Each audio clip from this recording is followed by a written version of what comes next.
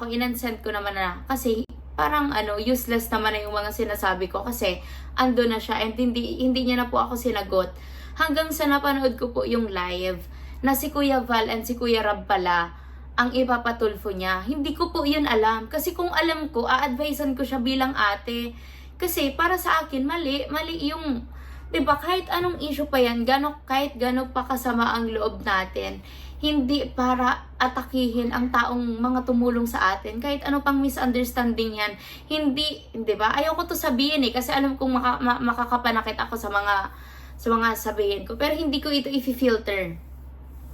'Di ba? Kasi para sa akin, hindi pa din enough reason yung pagiging yung misunderstanding natin sa mga taong tinulungan tayo. 'Di ba? Sa lahat po ng tumulong sa akin, hindi ko sila hindi ko sila hindi ko sila binastos or parang sinagot-sagot ng sobrang below the belt kasi alam ko kung saan ako magsastand bilang natulungan and alam ko kung paano tumanaw ng utang na loob na kahit ano man ang sabihin mo sa akin na masakit, ang sasagutin ko lang is yung kung anong alam kong tama. And kung ipaglalaban ko man ang sarili ko, I'll make sure na alam ko pa rin kung saan ako magsastand. So, huwag mo po sabihin yan sa akin na balingbing ako. Kasi wala akong sinabing masama kay Viance about sa Kalingap, especially kay Kuya Rab and kay Kuya Val. And hindi ko siya sinabi na, sige na be, ipatulfo mo sila, ganyan-ganyan. Wala po akong sinabing ganyan. Oo, nag-message ako sa kanya na yung ginawa ko kasi 'di ba kung maalala niyo po, nagpatulfo din ako and may pinatulfo din po ako.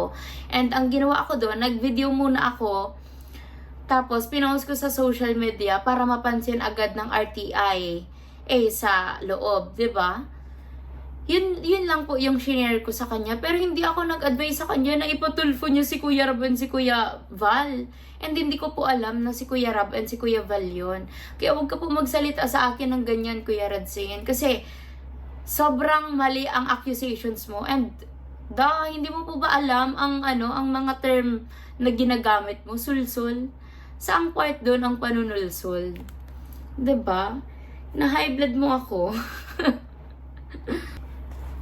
Wala po akong ginawa or sinabi sa inyong masama para ganyanin niyo ako, Kuya Radzin. Grabe yung nyo, yung accusations mo sa akin. Ano pa yan? Ano pa yung sabi mo dun sa video mo? Balingbing. Paano naging balingbing yon? Tsaka wala po talaga akong balak magsalita regarding sa issue nyo. Even sa pagkwento nung sa pag-uusap namin ni Kuya Rab and sa mga realizations, mga lessons na nakuha ko sa pag-alis ko sa Kalingap, wala talaga akong balak i-share yun. Shinare ko lang yun kasi parang pinapalabas nyo na sobrang sama ng Kalingap. Sobrang sama ni Kuya Val and ni Kuya Rab, 'di ba? Even yung mga dating beneficiaries nagsasalita hindi naman pala kasi dalawa lang naman sila. Nagsasalita ng against kay Kuya Rab and kay Kuya Val na parang ang sama-sama nila na maraming nakikita or nararamdaman na mali na nangyayari sa loob ng community. 7 months po ako sa Kalingap. 7 months po ako naging beneficiary ni Kuya Rab and wala po akong nakitang mali and masama na ginagawa nila. And yung mga sinabi ko regarding sa Kalingap, lahat po yun about sa akin. About sa realizations ko, about sa mga lessons na nakuha ko, and sa kung anong totoo ang para sa akin kila Kuya Rab and kay Kuya Val. So, bakit parang triggered po kayo? 'Di ba? Bakit dinadivert nyo sa akin ang issue? Bakit ako ngayon ang gusto nyong pagfiesta ng mga reactors? 'Di ba? Bakit dinadami nyo ako sa issue nyo? Hindi nga ako nakikialam sa inyo.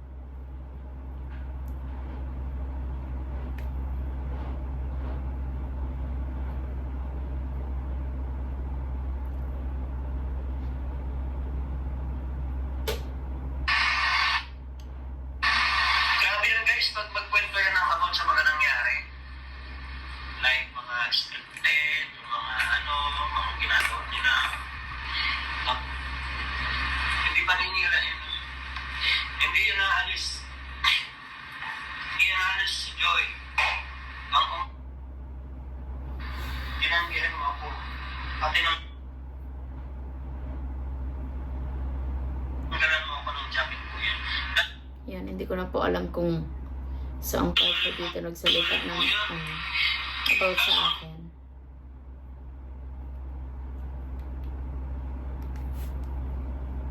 So, yun po ang yun ang side of the story ko. So, ang hirap lang kasi iniiwas ko na nga ang sarili ko dyan sa mga issue nyo. 'Di ba pumasok sa live ko si Kuya Doc Love. 'Di ba nung wala pa yung issue, wala pang tulfuan nangyayari. 'Di ba winelcome ko naman po siya kasi ayaw ko nga magtanim ng hatred sa ibang tao, 'di ba? And ayaw kong mag-side kung saan-saan. Pero after nung ginawa nyo kay Kuya Val and kay Kuya Rob, syempre para sa akin, hindi dahil sa may binigay sa aking opportunity si Kuya Rob, hindi ko nga po yun inaasahan. Hindi ko inaasahan na manonotice nila yung pagkwento ko. Kasi kwento lang naman po yun, kwento yun regarding sa akin, about sa akin. So, parang, bakit natitriggered kayo? 'Di ba? Tsaka, saan mo nakuha yung sul mo? And yung balingbing mo na sinasabi. Grabe yung mga accusations mo, kuya. Pag hindi ka po tumigil, eto po ha, ako mismo to, ako ang nagsasalita. Ako ang magrereklamo sa'yo dyan sa sa daet nyo. Kala mo, mumuturin talaga kita, mumuturin ko ang pagpunta dyan para ireklamo ka. Hindi ako nakikialam sa inyo. Wala akong pakialam sa inyo, sa mga issue nyo. Kasi may mga issue din akong hinaharap and wala akong plano na idagdag yung mga sa inyo. And alam ko na mali yung ginagawa nyo. Kaya sa mga kamedit po, ito po ay galing sa akin. Ako mismo po ang nagsasalita nito. Sa mga nasa or pumasok sa Kagwapa na sinasabi na supporters ko or reactors ko, mamili po kayo. Magiging part kayo ng Team Kagwapa or dito kayo sa akin. Wala na po, hindi ko na po ngayon, dati kasi wala po akong pakialam kung saan ka po mag-reaksyon, sino isuportahan mo, sa iyo po iyan. Kasi nga, wala naman silang ginagawang masama sa akin, wala silang sinasabing masama sa akin. Pero ngayon, na dinadawit nyo po ang pangalan ko, na pilit nyo akong sinasali dyan sa mga issue nyo, and sa akin mo binabaling ang mga bashing ngayon, hindi ko po ina-allowed ang Medit community na pumasok sa inyo. And kung magiging part man ang ibang reactor na nagsusupport sa akin, sa inyo, aalisin ko po sila sa akin mismo. Or dapat pumili lang sila, either dyan, sa community nyo o dito. Kasi hindi po ako nagtotolerate ng ganyan. Hindi ako nagtotolerate ng mga taong nagsasalitang hindi naman alam kung anong sinasabi nila. Hindi ako nagtotolerate ng mga taong baluktot ang isip. 'Di ba? Sorry sa term, pero yun talaga eh. 'Di ba?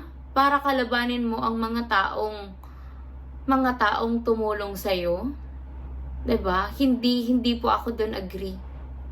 Kaya siguro po kung bago yun nangyari, nalaman ko agad yun na si Kuya Rob and si Kuya Val ang ipapatulfo. Nag-advise pa po ako na pag-isipan ng mga ganyang bagay.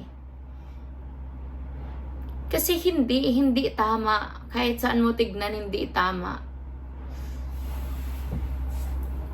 And sa inyo, Kuya Red Zen, yan. Ano ko yan sa'yo? Advice ko yan sa'yo. Na alamin mo muna ang mga term na bibitawan mo bago mo bitawan. And alamin mo muna ang kwento. Paano ko susulsulan ang taong ando na nga? 'Di ba? Paano ko susulsulan na ipatulfo si Kuya Rob and si Kuya Val? Na ako nga mismo nagulat nung nag-on air sila na si Kuya Rob tapos si Kuya Val pala ang pinapatulfo, 'di ba? Ang inirereklamo. Kaya wag niyo po ako idamay diyan sa mga issue niyo. Yan lang po. And sa mga reactors po na nagagawa ng mga reaction video agad-agad,